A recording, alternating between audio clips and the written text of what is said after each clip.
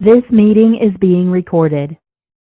Okay, sorry about that. We wanted to get things rolling with the recording here. So, hi everyone. My name's Anthony Franklin with Gurtam, and today we are going to be doing a quick webinar here on working with drivers in Wialon. And hopefully you guys will get a ton of value from this. And I think the drivers module is one of those things that we find that some people use, some people don't, and it adds a lot of value. So hopefully we can talk a little bit today, a little bit about drivers. So today we're going to be covering really three sort of agenda items. We're going to be talking about preparing drivers for assignment in the platform. We're going to be talking about binding drivers to vehicles. And then we're also going to be talking about choosing the best way to show drivers on the platform, as there are many different ways to show drivers, and we'll discuss some of the options you have in being able to show that on the platform. So let's talk about an overview really of driver binding on our platform, right? So there's really two types of driver binding. You've got manual driver binding, which really only requires you to create a unit, create a driver on the platform, or if you have either of those already done, you just use what you have already. And then you just click a simple button, bind driver or unbind driver, and I'll show you how to do that. But it's pretty simple to do, right? And we'll show you when we get to that part how to do that.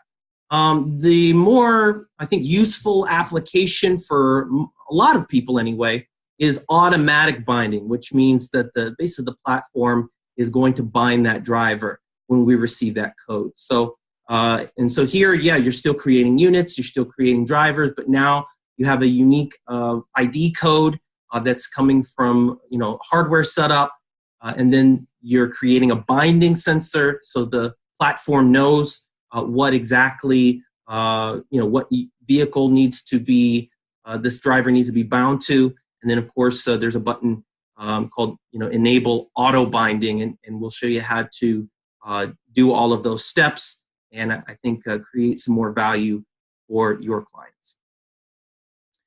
So I want to start off talking a little bit about just the decision tree and how most of these devices work.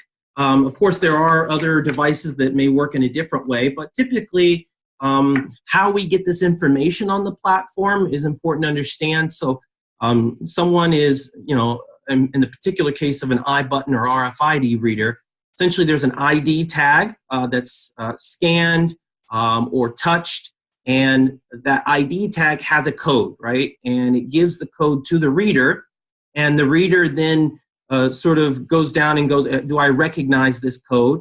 And if it doesn't, right, it's not going to send it to the platform. But if it does recognize that code, then it's going to send that code either through a hardwired connection or through Bluetooth. It's going to send that connection to the telematics device that's installed in that vehicle.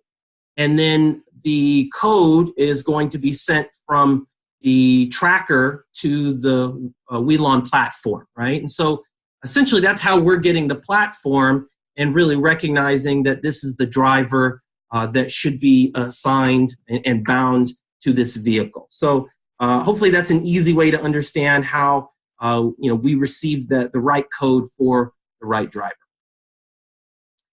So let's get into our topic here today, preparing drivers for assignment. And of course, you want to make sure you got the hardware set up correct. Obviously, if you are an installation professional, great, but if not, fine to contact one. But we're assuming here that everything's been set up correctly, right? So then what you're going to do is you need to do two main things to prepare these drivers to be assigned to vehicles. And that's number one, creating a driver with a code. And then number two, creating a binding sensor, right? And so I want to show you in the platform how we're actually going to do that. So And let's move to the platform. So here we've got our platform here. We've got a few tabs here. We go to the drivers. And the first thing we're going to talk about is creating drivers with a code, right? And so you would click on the new button here. Once you click on the new button, you would put in, obviously, the name of the driver. And then we've got some fields that we should talk about here, right? The first one being code, right? And this is the individual driver code that's coming from the ID tag, right? So the I button or RFID reader, whatever code we're getting and how that's programmed, we need to know what that code is here so that we can know that this is the driver, right? So you put that in here. You can put a description. It's optional. Phone number. This is important if you're going to be sending SMS messages to this driver. If not, and then that's not important, you don't have to put the phone number in here. The next field is the mobile key, and this is really only important if you're essentially going to be using this for logistics, and it's the password for logistics. Again, not necessary unless you're using that application. And then a very, very important part of this is the exclusive checkmark box here, okay? And essentially, the exclusive checkbox ensures this driver is the only one that can be assigned to a unit. So essentially, if this box is clicked, right, and this driver is assigned to a vehicle, it will automatically reset the other driver if there's another driver bound to it, or unbind that driver, another way to say it, right? So this is important if you only want one driver. There are cases where you want multiple drivers to a vehicle, but in a lot of cases, you only want one driver in that vehicle, and you want to know kind of some of the data for that specific driver. Please keep in mind the drivers need to be, and the vehicles need to be in the same resource. So for the exclusive to work, so it needs to be located in the same resource. And then, of course, we've got some custom fields where you can put, a driver's license information, anything you'd like, etc. So after you do that, you press OK, and you can create a driver. Of course, you can put an image here. And here we've got some very popular drivers here. And so after you've created the driver with the code, now the other half of this really is creating a binding sensor.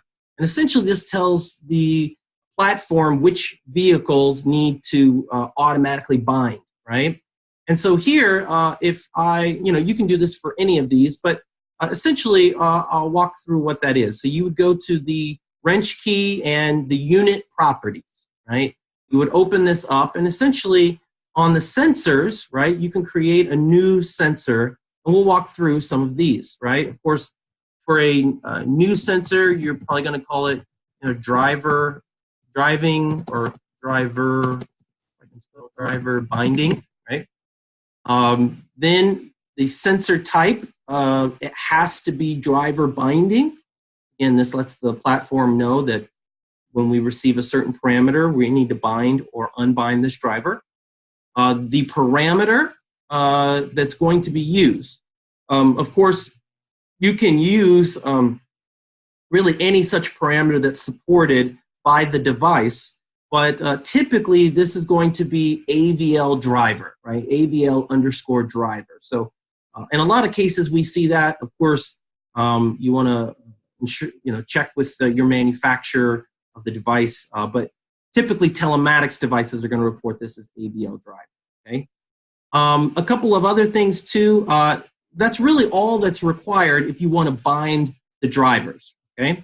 If you want to unbind drivers, then you are going to want to click this checkmark box and put in the code here if there's a separate code that's coming from this parameter. So for some devices, they are going to report a certain code for the driver binding. And then if they send back an empty value, just leave it blank, right? But if there's a specific code that device is sending, you're going to need to put that unbinding code here in this box. right? And of course, as always, you can change the colors for if some driver's bound or not, but that's up to you. And then you would press OK, right? And just for our purposes here, I'll do that, okay? All right. So essentially, once you've created that binding sensor, now you've essentially prepared the drivers to be assigned at this point. So now we go on to our next sort of place here when binding drivers. And now we're going to talk a little bit about binding drivers to the vehicles, actually doing that. And as we mentioned, there's a couple of different binding types. There's the manual binding. And if you saw there on the drivers section here, we see the manual binding. And of course, once you click that button, the vehicle icon that it's being bound to, this driver's being bound to, will show up here. Maybe a short delay, but essentially it'll show up here. And then the automatic binding is here with this little icon that looks like bowling pins, right? And this is the automatic binding, right? And essentially what you'll do is for automatic binding is you're going to be clicking this button and then telling the system which vehicles are available for auto binding, right? So which vehicles do we want to do auto binding? You may not want to do that for all of the subset of vehicles that are available. And so you're able to choose those here. And again, keep in mind, these vehicles and these drivers should be in the same resource. Some other things that even those that have driver binding, typically don't know about on our platform, but hey, that's why we're having this webinar, is a couple of different things. I want to talk about resetting drivers through notifications and managing shifts, right? So a couple of those. So notifications, we could have a whole nother webinar on notifications. But essentially, if we have a reset driver notification, and of course you choose the vehicles, you can do a geofence, assign that geofence in this notification, and then one of the triggers, right, is the reset driver. And typically this is going to be used when, let's say you have a binding of drivers at a certain point because they logged in through RFID, iButton, WiaTag, one of those. And then you want to reset the driver when they come back to the yard, right? When they come back to the office. So you put a geofence around your office, and then once they get in that geofence, it automatically unbinds them, and there's no need to have an unbinding sensor. And this is the button, the checkmark box that you would include here if you want to reset the driver, okay? Another thing you can do with drivers, and again, just to keep this in mind for those that want to kind of explore the full utility of using the driver module, is there's a column here that has a clock, and it says register working interval, right? So for a lot of people, they use binding and unbinding as a way to see where their when their employees kind of logged in to a certain vehicle, right? Or when they were driving that vehicle, or when they were working. And so what you have here is a way to manually register some of the shifts. So you can do a couple of things here. So number one, you can create a shift by clicking the register shift button, and you choose the unit, right? And then you choose if you want to register a beginning, binding, or ending of shift, unbinding, and you choose the day and time, and it'll add that to the list here, right? To the shifts here. So you just press OK, and it'll add it. The other thing you do, so you can add new shifts, right? So maybe someone forgot to log in, forgot to scan something. You can go back and put that in, and that'll be recognized in the report section that they were bound during that time. The other way to do this, and of course, we're only seeing the interval up here, right? So if you want to see a larger interval, change these times. But if you want to delete, let's say they logged in, logged out, something got messed up, you can actually just click this button, and it'll get rid of one of those bindings, right? So very important. If there's been some errors, you can delete, you can add a lot of functionality there, and it ensures that all of the vehicles and all of the drivers specifically have been bound correctly, or if they've been incorrectly bound, you can delete the shift, okay? So again, a lot of, I think, great functionality here, and it's important to note that the last registered binding or unbinding cannot be removed, right? So just like messages, the last message can't be removed. Here, the last unbinding or binding cannot be removed as well. But as you add more to it, this can be removed. So just keep that in mind, okay? All right, so now that we know how to enable binding, so of course you've created the driver sensor, or binding sensor, I should say. You created the driver in the platform with the right code. You've clicked on the appropriate button depending on what kind of binding you want to do. And so now we come to sort of the last part of this, which is choosing the best way to show this data, right? So customers want to see this, and there's several ways, as you know, with the platform to be able to show this. So let's go to the monitoring tab here.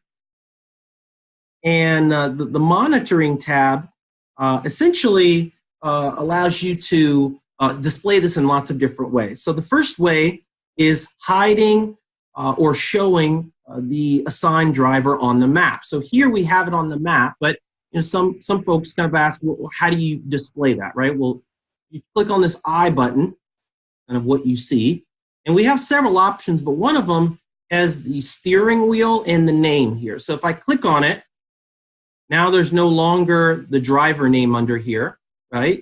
Because, and if it's not bound, nothing will show up, right? But Tom Cruise is bound to the bus. He's driving the bus. So if I click on the button, right, it shows that he is driving that vehicle, right? And for any vehicles, it'll show all drivers that are bound to those vehicles, right? So this is the first way to show it, just to show it on the map, pretty simply, right? We don't see it on the monitoring panel on the left or the work list. Essentially, we're just seeing it on the map, right? The second way you can show it is to display it in the tooltip and the, or on the work list, right? And there's a couple of ways to do that. If you want to be able to see this on the tooltip, right now we can see this driver in the tooltip already, but just by hovering over the actual, the name of the unit here, or by hovering over the actual unit here, right, on the maps, right? And we can see the driver has been bound. But if you want to toggle that, and maybe you don't want that in the tooltip or the sort of the work area here, right? So what you would do is you go to User Settings. You're on the General Settings tab, and you scroll down, and there's two columns, and it says Show Additional Information About the Unit. And one of those columns is Drivers, right? And so here on the left is the tooltip, on the right's the work list. And if I click on both, of course, now we can see that driver in the work list.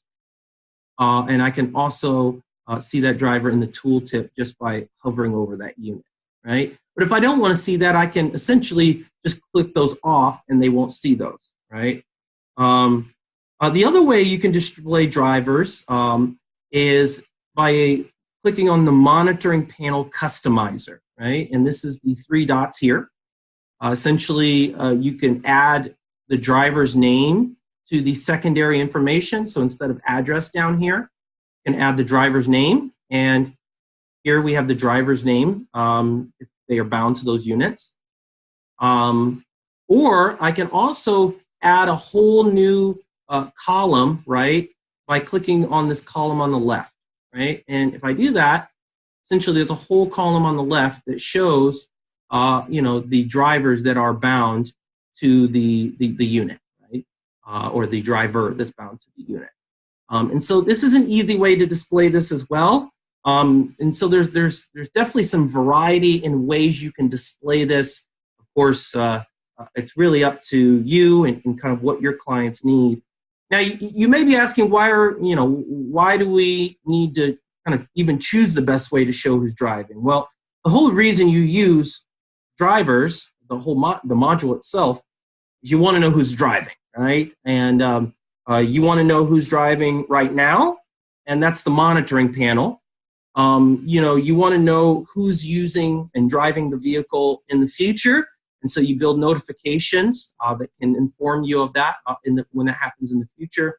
And then also reports, which we'll talk about at another webinar, can help you understand who is driving at the time, by pulling up and executing that report. So hopefully all of that makes sense, right? And you can choose the best way to show who's driving, right? So that being said, kind of to sum this up, there's a management consultant, Peter Drucker, who once said, if you can't measure it, you can't improve it, right? And that's, in so many areas of life, and especially when it comes to vehicles, right? If you can't measure how the vehicle's being used, you can't improve how the vehicle's being used, right? But in a lot of our partners, they use the data coming from the platform to help them, manage and measure how their vehicles are being used in a much more efficient manner. But, the question I want to leave you with is, what if you took all that data that we're getting from the platform and from those devices, and you began to help your clients understand more about each of their drivers, right? How much more value could you add to their business when they know who's been idling, right? When we know who's been driving harshly, right? When we know, the fuel usage of each driver, right? And so hopefully with the information we've talked about in the webinar, it'll equip you to be able to go to your partners, your clients, your customers, and really help them get more value from this data coming through the platform. So that concludes our webinar. At this time, we do want to open it up for any questions you may have. Again, please ask those questions in the Q&A section, and I'll stay on here and try to answer a couple of those with the time we have remaining.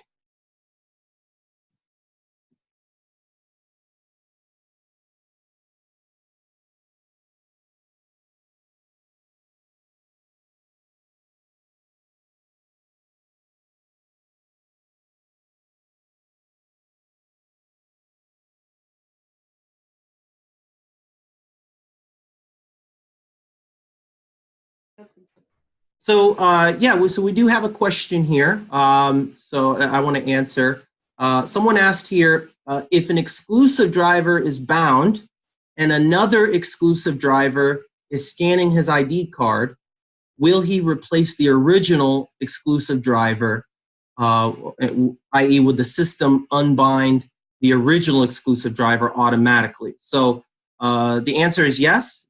So absolutely, it would unbind them, and that's kind of the benefit of the exclusive checkmark box, is it ensures that only one person can be bound to any vehicle at any given time. So, and so that allows you to obviously simplify reports and know that there wasn't multiple people bound to any vehicle. It was exclusive. So absolutely, and it is definitely a feature you want to make sure you have, if that's how you want to run things, is just having one driver. You definitely want to add that and make sure that checkbox is clicked on. Okay, so thanks for asking. Yeah, keep the questions coming.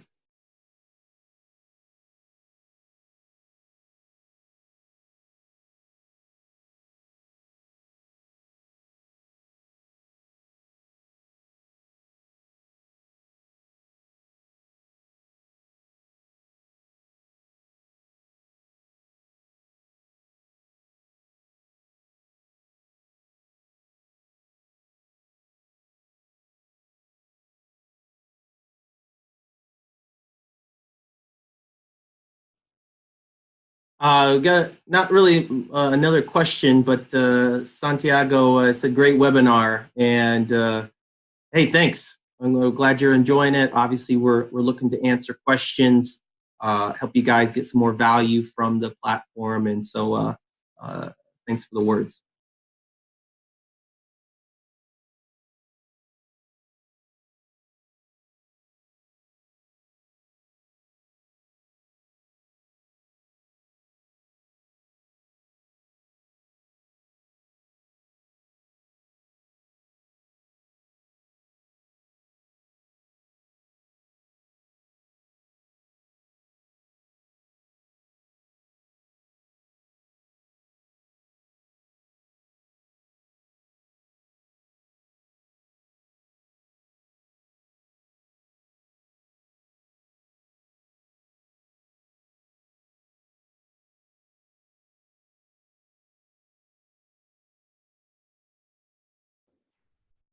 Okay, so we've got another question here, which is actually a great question.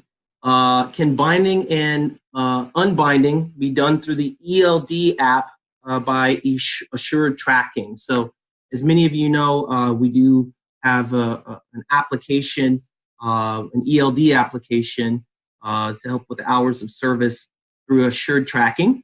And yes, we do have a great integration with that app. And essentially what happens is when you log into the ELD app that's in the vehicle, right? So you log into the tablet, essentially there's a coordination and that information through API, essentially that driver will be bound because we know who that driver is when they logged in to the ELD application. So, and then when they log out, we also can unbind them. So absolutely, you can use the ELD app through assured tracking and have a binding and unbinding through, through the platform. So that will show up on the platform. So thanks for asking.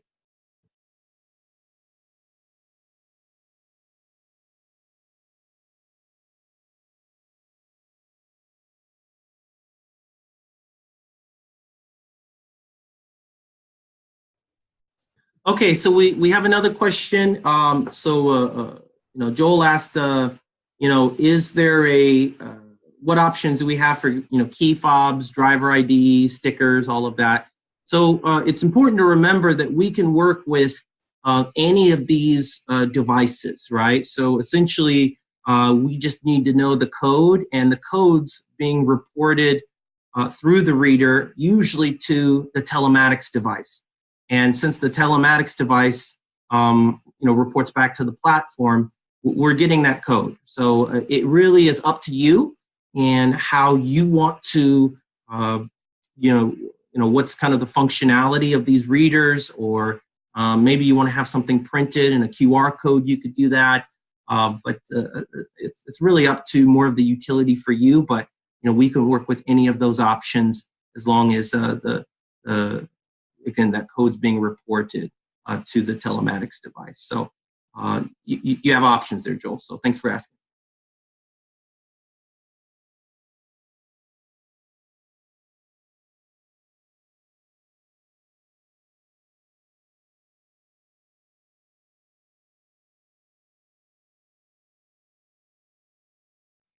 Okay, guys. So I think that gets to the end of our time here today. Hopefully, you've learned some great things about driver binding in the Wialon platform, and hopefully you can take those away and really apply those to your clients, your customers, and hopefully we've helped you here. Of course, we're going to be coming out with more webinars. We've got one in a couple of weeks, and so stay tuned to the webinar section of Gurtam.com, and please register for the next one, as we want to add more value and help you be able to help all of your clients. So thank you so much for joining us here today, and have a great day.